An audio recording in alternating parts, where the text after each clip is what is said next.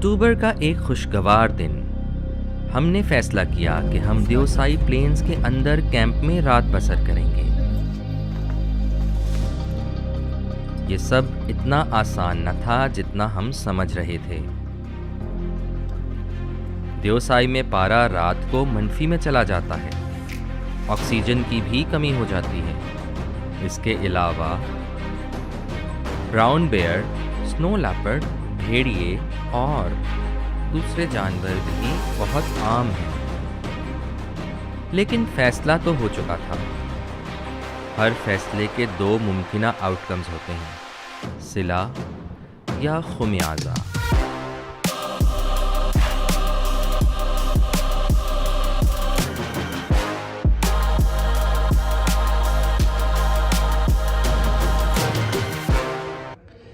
अस्सलाम वालेकुम जी। इस वक्त हम हैं होटल की लॉबी में और हम निकल रहे हैं देओसाई प्लेन्स के लिए और हम जाएंगे इंशाल्लाह सोशल लेक तक और उसके बाद हमारा प्लान यही है कि वहीं पे आज नाइट स्टे करना है कैंप विलेज में।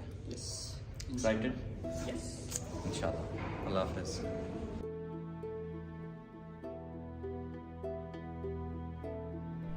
पहली गलती हमने ये की कि स्कर्दू से जीप नहीं करवाई।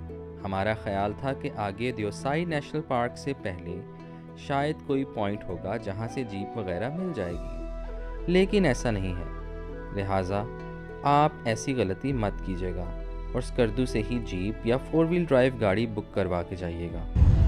जीप पे कितना रास्ता है? 3 घंटे। देओसाई का मेरा ख्याल है 2-2.5 घंटे का होगा। जीप हमें ज़्यादा इधर यहीं से करवानी जीप देखते हैं कहाँ से करानी है, उनसे इन्फॉर्मेशन नहीं ली वहाँ से। सबसे पहले हमने खूब सैर होकर नाश्ता किया और फिर सतपारा लेक जाकर ब्रेक लगाई। सतपारा झील देओसाई के बिल्कुल रास्ते में ही आती है, लिहाजा इसीलिए उसको हमने देओसाई के साथ ही प्लान किया था।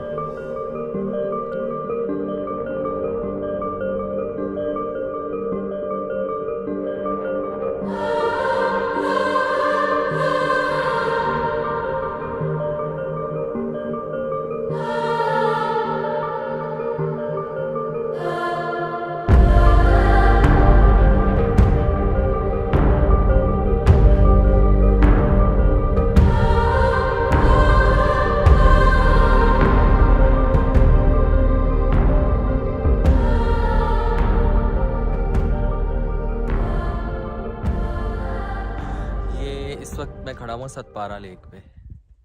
ये देखें, आपको पीछे नज़र आ रही है,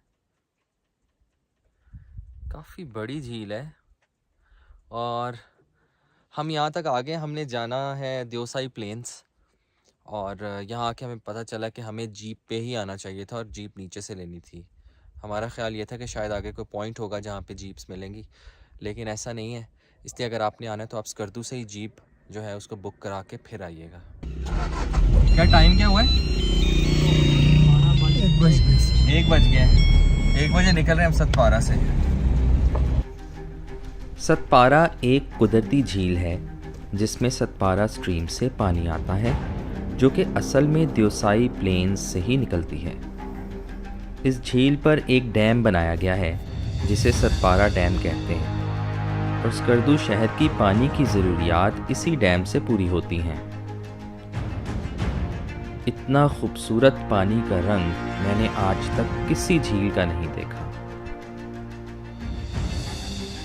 यहाँ आम लोगों में एक बात मशहूर है कि इस झील के नीचे सोने की कान है, इसीलिए इसका पानी दिन के वक्त चमकता रहता है।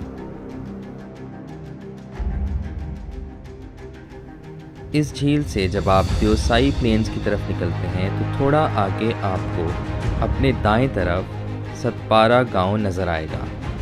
ये मोहम्मद अली सतपारा का गांव है।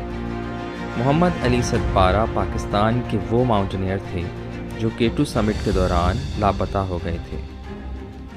दुनिया में 14 ऐसी चोटियां हैं जो कि 8000 मीटर से बुलंद हैं। इन चोटियों को 8000ers कहा जाता है और मोहम्मद अली सतपारा को उनमें से 8 चोटियां सर करने का एजाज़ हासिल है। नांगा पर्वत, जिसको किलर माउंटेन कहते हैं, उसको उन्होंने सर्दियों में भी सर किया और 1 से ज़्यादा बार सर किया। सतपारा झील से तकरीबन 50 मिनट लगते हैं और आप पहुंच जाते हैं द्योसाई टॉप। यहाँ से हो जाता है आगाज़ द्योसाई प्लेन्स का।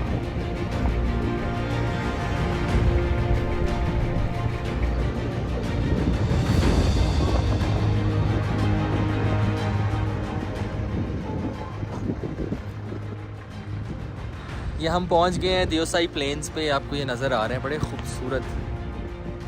अभी यहाँ से ये द्योसाई टॉप है, इसके बाद ये प्लेन्स शुरू हो गए यहाँ से।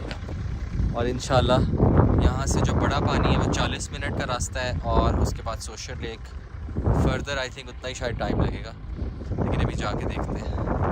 इस वक्त अक्टूबर है, ब्राउन कलर प्लेन्स का है। मई जून जुलाई में ये काफ़ी ग्रीन होता है, फूल भी काफ़ी उगते हैं यहाँ पे, लेकिन ये कलर भी बड़ा खूबसूरत लग रहा है। द्योसाई नेशनल पार्क दुनिया का दूसरा बुलंद तरीन प्लेटो है। इसकी औसत बुलंदी सतह समंदर से 4114 मीटर है। तिब्बतन प्लेटो 5000 मीटर की बुलंदी के साथ दुनिया का सबसे बुलंद प्लेटो है। इसी रास्तों से आप जाते हो, वो भी रास्ते नहीं ब्लॉक हो जाते? पर नहीं ब्लॉक नहीं है सर, वहाँ पे कोई ब्लॉक शराब नहीं है सर। ये आपको गाड़ी भी जा सकती है। तकरीबन 40 मिनट के बाद बड़ा पानी का मकाम आता है। बड़ा पानी, काला पानी और शतोंग नाला ये रिवर सिस्टम्स हैं और मिलकर ये दरियाए शिगर बनाते हैं। इस मकाम पर आमतौर पर कैंपिंग होती है। शौकीन कैंपर्स तो अपने तौर पर कैंपिंग करते रहते हैं, लेकिन मैनेज्ड कैंपिंग साइट्स जहां आप कैंप रेंट कर सकते हैं वो तकरीबन अक्टूबर के आगाज़ से बंद हो जाती हैं।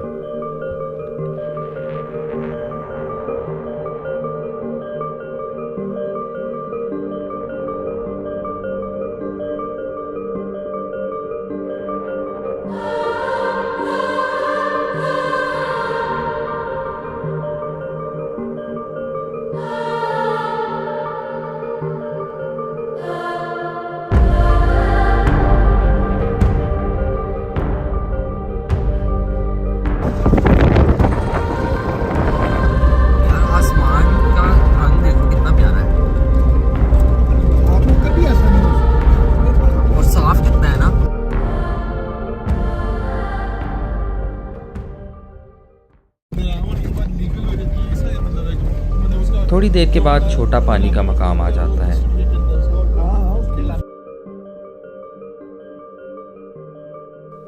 और उसके बाद मज़ीद आध घंटा की मुसाफत पर आप शोसर लेक पहुंच जाते हैं।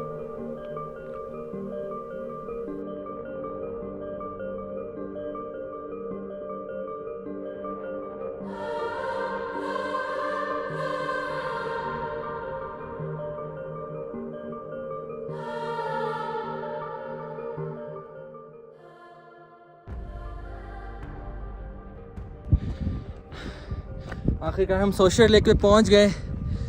5:30 बजे के करीब सूरज बस पहाड़ के बिल्कुल पीछे अभी गया ही है।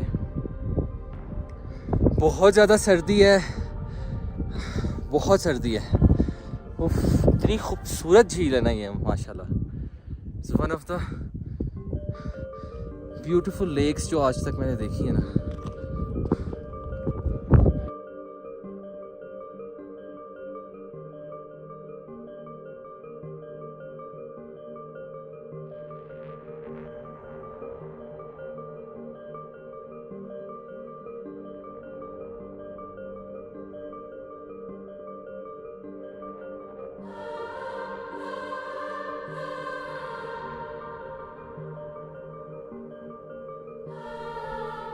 शोसर लेक उन चंद झीलों में से है जिनकी खूबसूरती आपको फ़ौरन मुतासिर करती है।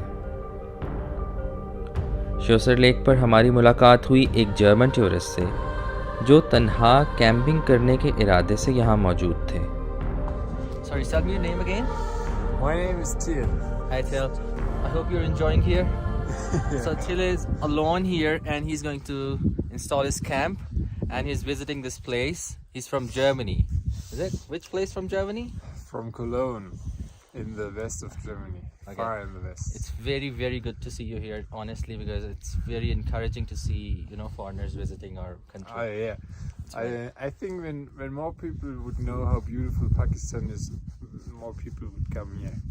Did you find any problems or anything, or is it quite peaceful? Do you want to say anything? It's very peaceful, and that's why I find some problems, because I had a lot of police escorts, and Okay. they were always like, "You can't camp here; it's dangerous." And I'm like, They just want to What? make sure that you're safe. "Yeah, but it's not dangerous. Like in some spaces it was ridiculous, and but I'm happy that I can camp here alone. Like I love to be alone with nature, and it will be a great night and a great So, morning. how long are you going to be here? Just How one many- night. One just night? one night. I mean, in Pakistan. In Pakistan, I'm here for 30 days, and I will stay another 2 weeks. So Okay. we'll leave after 44 Okay. days. Okay. Thank you very much. Thank you very much. Yeah, just one second. ये देखें बाहर चाय बन रही है और सर्दी इतनी शदीद है अगर आप आएँ तो बहुत अच्छा इंतज़ाम करके आइएगा प्लीज़।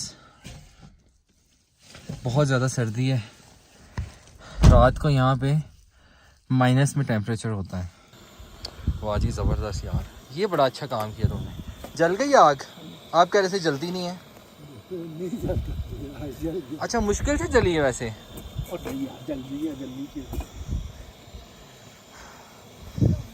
वाह यार, सोशल लेक में चाय का मज़ा आएगा इंशाल्लाह।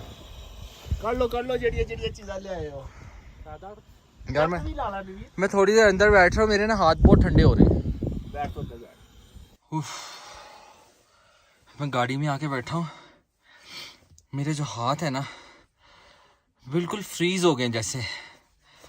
उफ, और कान भी, मुझे लग रहा है इस वक्त ज़ीरो या उससे थोड़ा नीचे है। उफ, बहुत ज़्यादा सर्दी है। आई कैन एक्सप्रेस सीरियसली, बहुत ज़्यादा सर्दी है। अभी मैं ये बंद करता हूँ। सर्दी इतनी शदीद थी कि हम में से चंद लोगों ने चलो अभी बैठो। कैंपिंग के इरादे को तर्क करने और वापस स्कर्दू जाने पर इसरार शुरू कर दिया। रात के वक्त हमें चंद गीदड़ या लूमड़ी नुमा जानवर भी नजर आए। रास्ते में हमने कैंप विलेज का विजिट भी किया, लेकिन कैंप काफ़ी महंगे थे। गालिबन एक कैंप 16,000 या 20,000 तक का था। हटो, वही जिन्ना बादशाह का कमरा सी फिर तो वो जस्टिफाइड था भाई। हम जो कि पहले ही किसी न किसी तरह एक दूसरे को स्कर्दू वापसी के लिए कायल कर रहे थे। कैंप्स की कीमत सुनने के बाद हमने वापस स्कर्दू आने में ही आफियत जानी।